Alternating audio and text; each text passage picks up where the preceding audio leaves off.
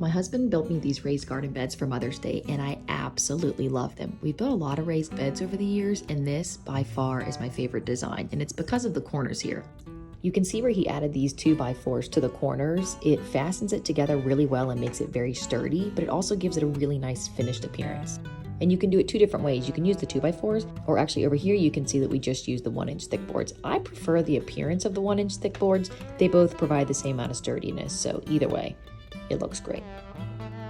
I know some people prefer to make their raised beds 12 inches off the ground, but to me, the 6 to 8 inch height is just perfect because you don't need as much soil to fill it, but it's more than enough soil to grow some really nice produce. To fill these, I just put some old hay at the bottom of it, and then a layer of leaves, and then a layer of dirt and compost, and then just tilt it together.